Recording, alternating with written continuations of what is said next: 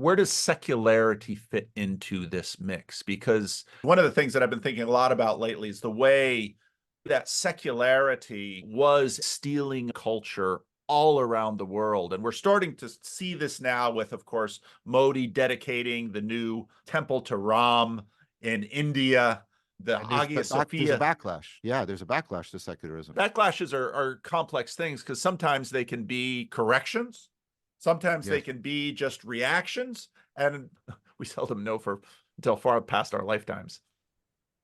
Well, I want to respond because this is another tonos, another tension, and this is between two notions within sort of the philosophy of law, between substantive justice and procedural justice, right?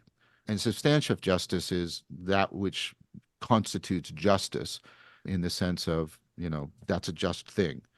And so there are things we pursue as a society that we think are substantially just, like, we want to reduce suffering or something like that. Procedural justice is the processes by which you're trying to achieve your substantial gains to always be really self-correcting.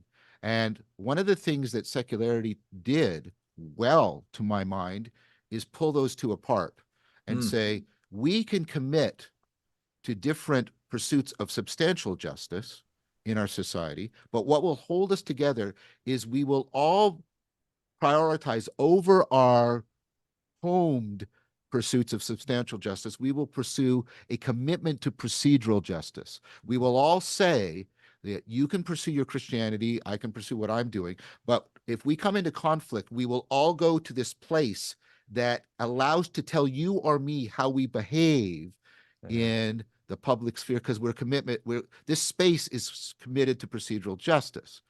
And one of the things that a centrist is committed to is preserving the importance of procedural justice. And one of the things I'm again worried about is I see the left and the right undermining procedural justice yeah, because of the elevation of substantive justice. And yeah, so what was gained in secularity, and I think that was part of what was going on with the separation of church and state. In the church, you will pursue your substantive justice.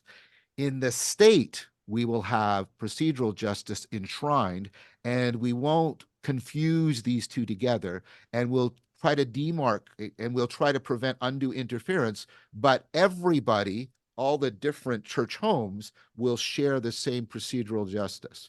yeah. And that held things together in a certain way.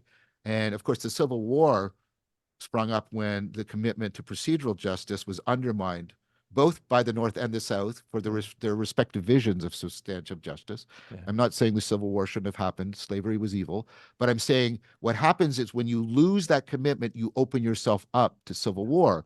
And I think that's what's happening right now. Both the left and the right are undermining the commitment to procedural justice. I don't think free speech should be curtailed because I believe in dialectic and dialogos only under very extreme circumstances, Yeah, right? People calling to violence, shouting fire in a theater, all that sort of yeah, stuff, right? Like where there's clear, overwhelming, massive harm. And that's a commitment to procedural justice. And we are undermining that in a very significant way. For all my many disagreements with Jordan, and he's often voiced this in a way that I consider flawed, but I still admire the fact that he has been at times trying to say, if we don't have this kind of procedural justice, things will breed in the dark. And I think that's what he's pointing to. So there's a long way of saying there is something very valuable because we've been talking about discernment. It comes to my mind that yep, that's been a through line running through everything. yep. There's a proper discernment between procedural and substantial justice that secularism gave us. I don't think we should ever let that go.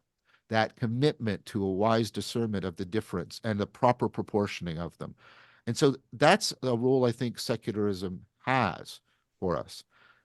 I don't think that separation of procedural and substantive justice maps on, as the Enlightenment perhaps proposed it does, the distinction between the sacred and the profane, or the numinous and the mundane. I don't think it maps on that way. Hmm.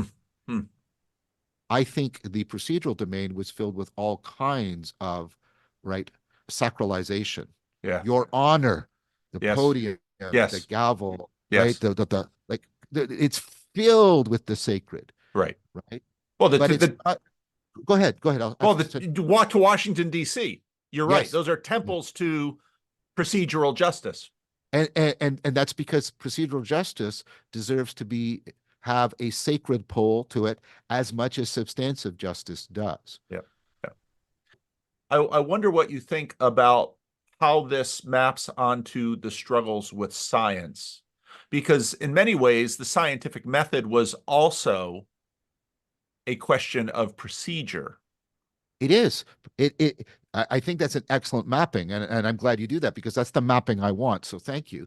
It's like, well, science is about there's a procedural justice for our epistemic virtue that has to be given a kind of authority for all of us. Each of us has our own commitment, our own theories that we home in on. I'm using that in a double sense. We home in on, right? But what we do is we all commit to, right? We make sacrosanct in a very important way this procedural justice. Now, that can be turned into an idolatry of the scientific method. There isn't such a thing. There are scientific methods, and they're in this weird family relationship with each other. If you do any history and philosophy of science, so right, but there was exactly that, and it was like, yes, we're after truth, right?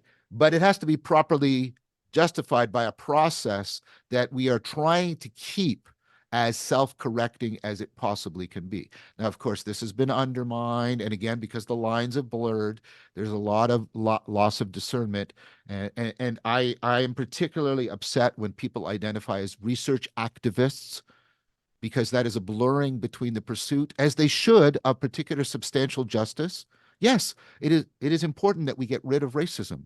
That's a substantive justice that we should pursue. Don't let that undermine the procedural justice of how we do science, in which we step aside from those commitments because we know they're biasing, and we are exposing ourselves because we're holding it sacred, that this to this self-corrective process. Yes, yes.